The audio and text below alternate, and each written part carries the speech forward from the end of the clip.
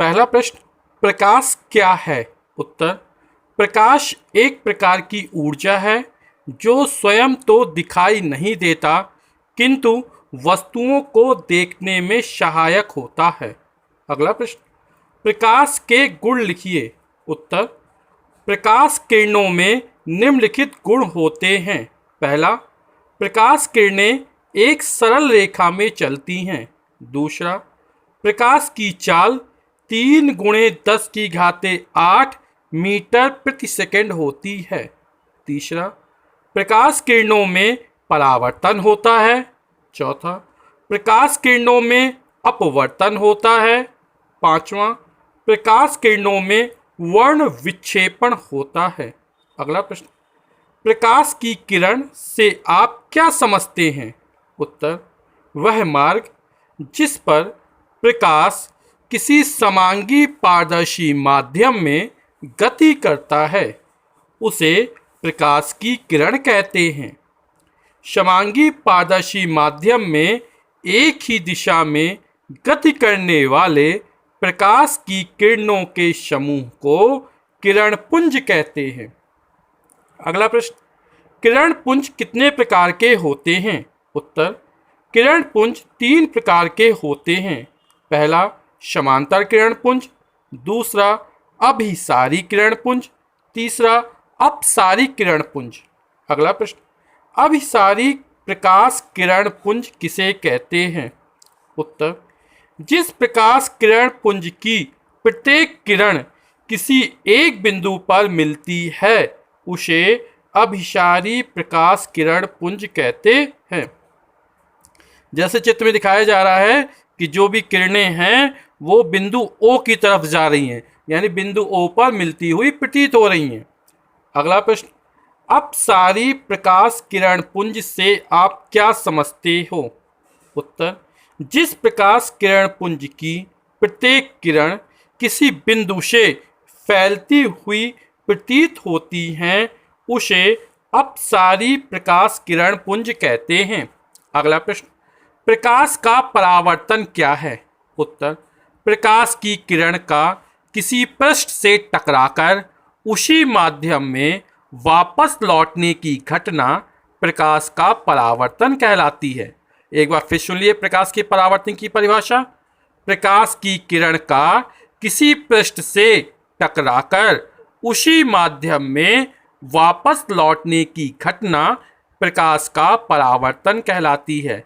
अगला प्रश्न, प्रकाश की किरण जब किसी वस्तु की सतह पर पड़ती है तो कितने प्रकार की घटनाएं हो सकती हैं?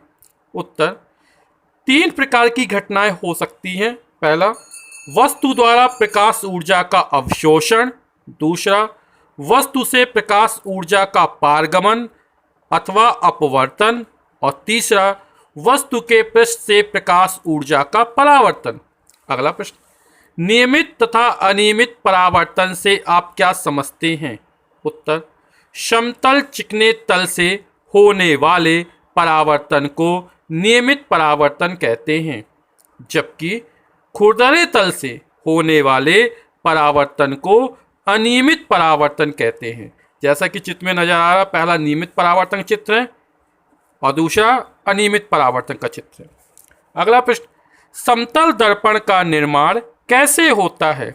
उत्तर, कांच के समतल शीट के एक तरफ रजत धातु की महीन परत को लगाकर समतल दर्पण बनाया जाता है।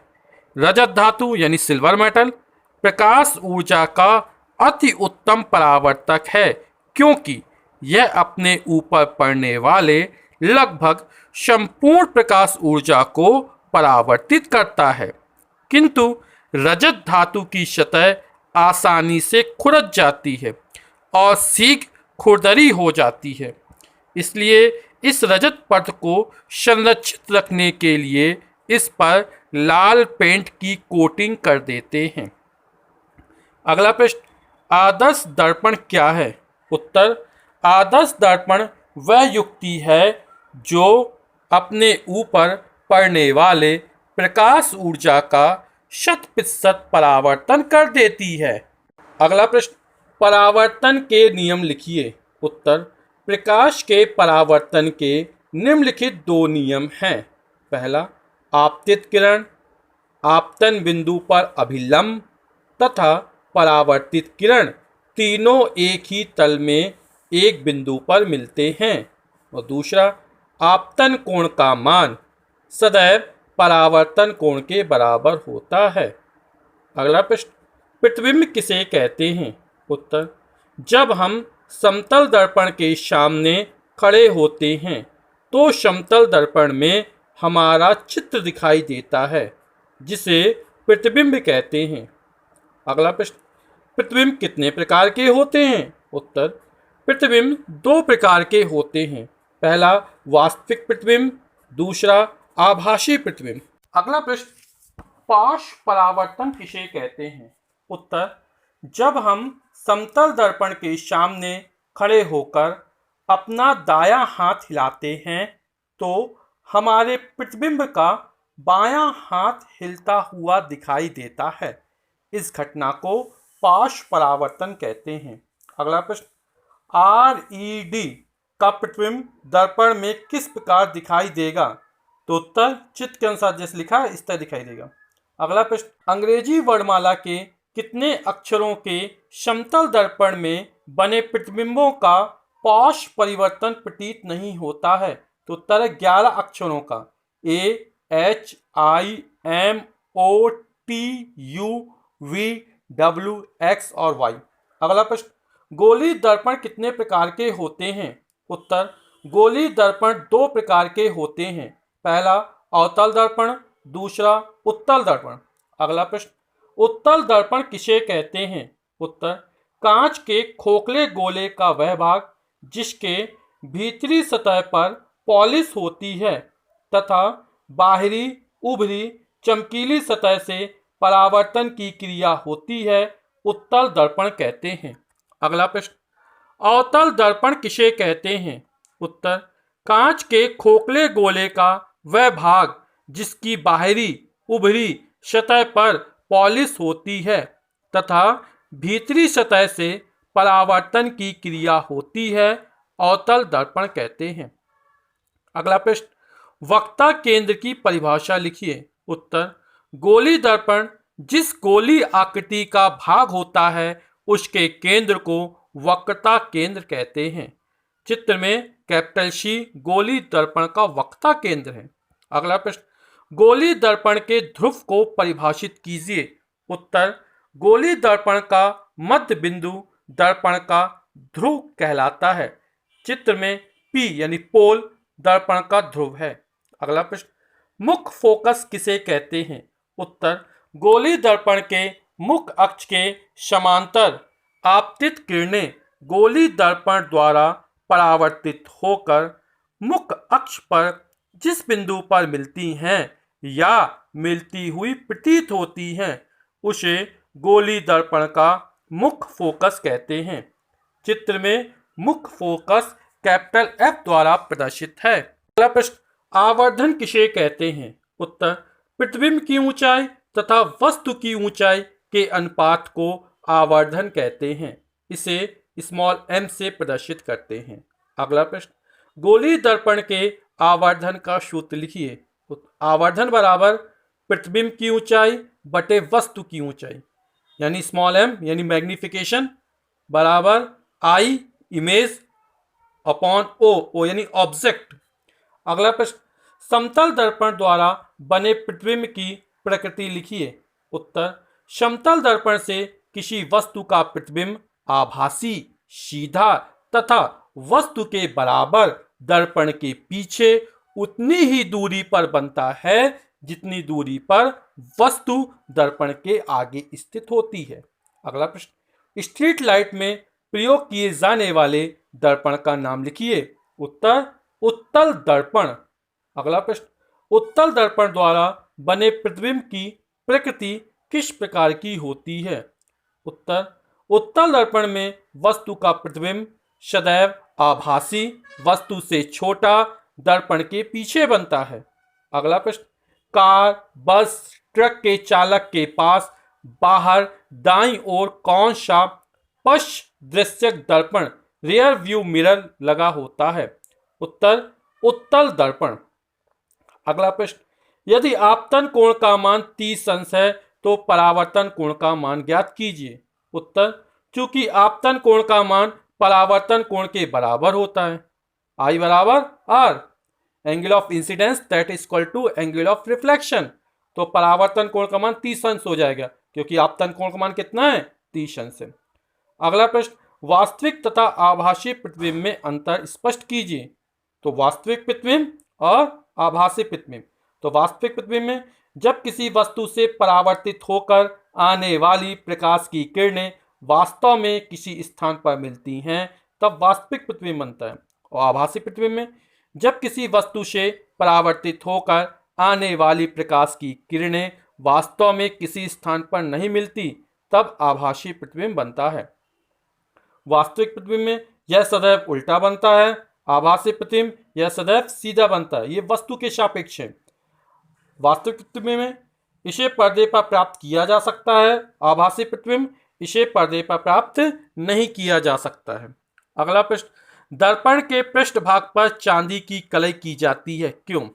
उत्तर, दर्पण के पृष्ठभाग पर चांदी की कलई कर देने पर अंदर की सतह चमकीली दिखाई देने लगती है। प्रकाश का परावर्तन इसी अंदर वाली चमकदार सतह से होता है। अगला प्रश्न, यदि आपतित किरण व समतल दर्पण के बीच बनने वाला कोण 60 अंश हो तो परावर्तन कोण का मान ज्ञात कीजिए। क्योंकि यहाँ पर आपतित किरण और अभिलंब के बीच बनने वाला कोण आई कहलाता है, तो आई और ये आपतित किरण और समतल दर्पण 60 अंश का कोण बना रहा है। चूंकि अभिलंब है वो दर्पण के साथ 90 अंश का कोण बनाता है, तो हो जाएगा आई प्लस 60 बराबर 90 अंश। तो पक्षांतर कर देंगे तो हमारा आंसर निकल आएगा 30 अंश आपतन कोण का मान। और परावर्तन के नियम से आपतन कोण का मान परावर्तन कोण के बराबर होता है, इसलिए इसका मान भी 30 अंश निकल आएगा। यानी परावर्तन कोण एंगल ऑफ रिफ्लेक्शन का मान हो जाएगा 30 अंश। अगला प्रश्न, उस दर्पण का नाम लिखिए जिससे वस्तु के आकार का आभासी प्रतिबिंब बनता है। उत्तर, समतल दर्पण।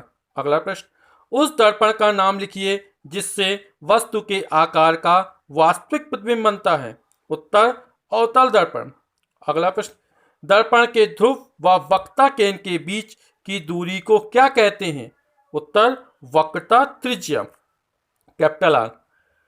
अगला प्रश्न, क्या कारण है कि समतल दर्पण पर लंबवत पड़ने वाली प्रकाश की किरण उसी दिशा में आती है, परावर्तित होकर उसी दिशा में वापस चली जाती है?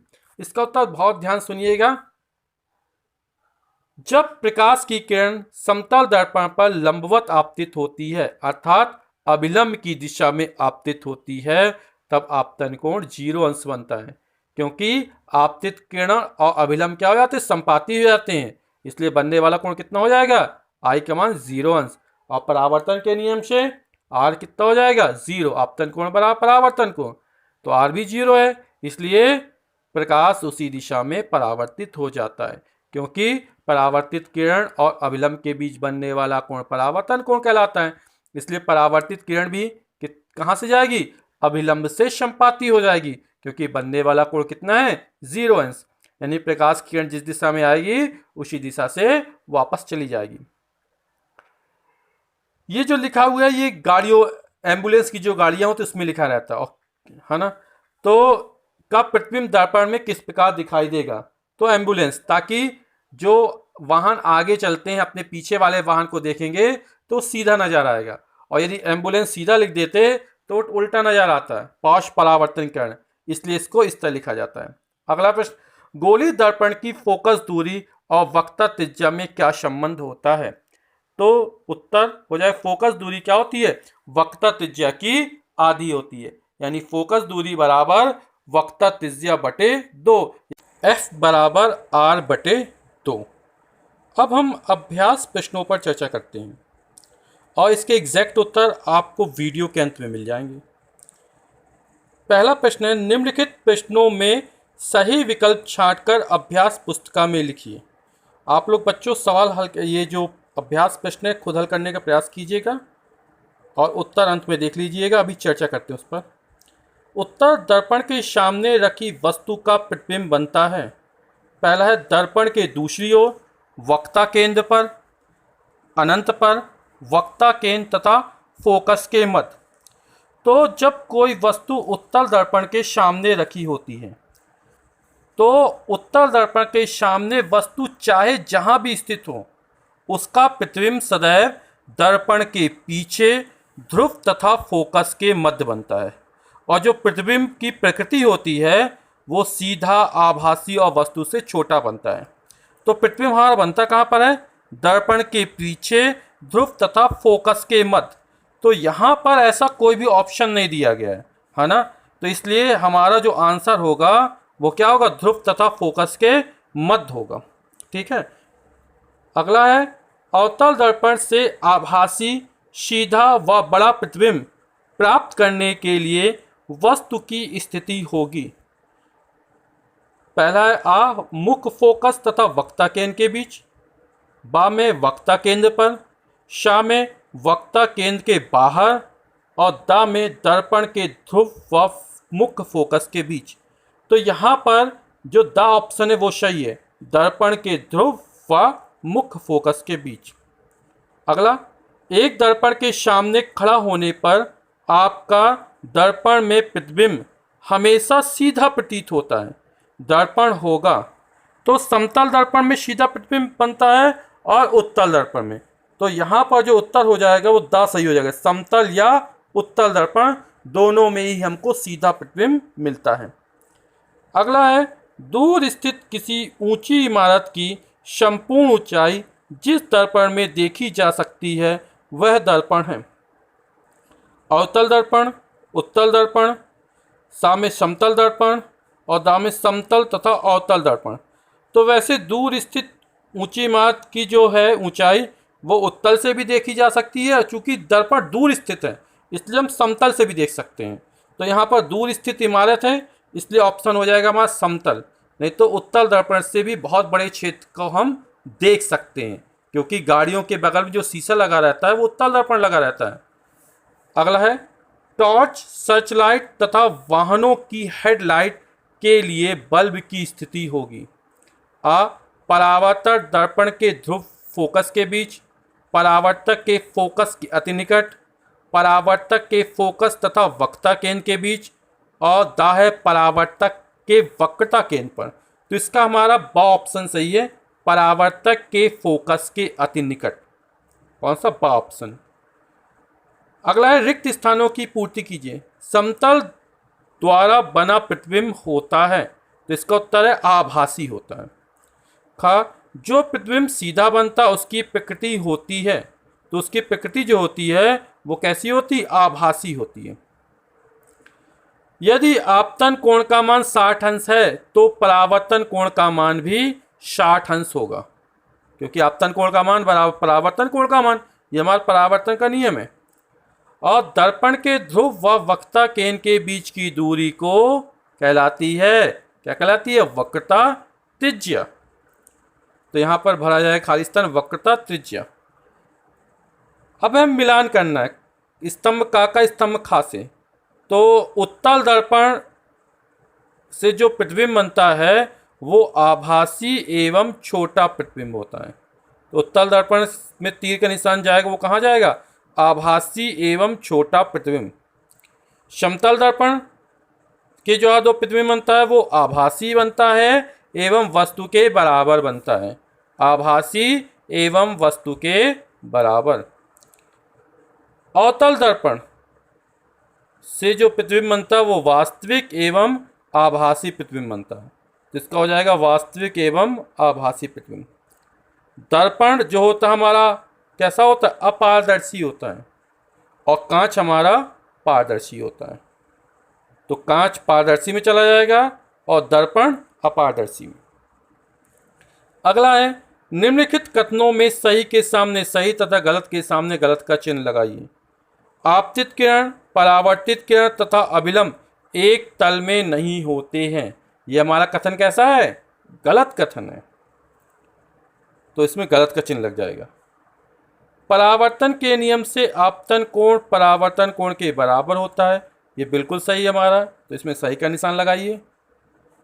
परावर्तन का नियम सभी प्रकार के दर्पणों के लिए लागू होता है, ये भी बिल्कुल सही है। अगला है, समतल दर्पण द्वारा बने प्रतिबिंब को पर्दे पर लिया जा सकता है। तो पर्दे पर वही प्रतिबिंब लिए जा सकते हैं जो वास्तविक होते हैं, और समतल दर्पण द्वारा जो प्रतिबिंब बनता है वो आभासी बनता है, अतः इसको पर्दे पर प्राप्त नहीं लिया जा सकता है, नहीं किया जा सकता है। तो हमारा कैसा है, गलत। तो यहाँ पे गलत का चिन्ह लगाना पड़ेगा। अवतल दर्पण से कभी आभासी प्रतिबिंब नहीं बनता है। तो अवतल दर्पण से एक स्थिति में क्या होता है, आभासी प्रतिबिंब बनता है, इसलिए ये हमारा कैसा हो जाएगा, गलत कथन हो जाएगा।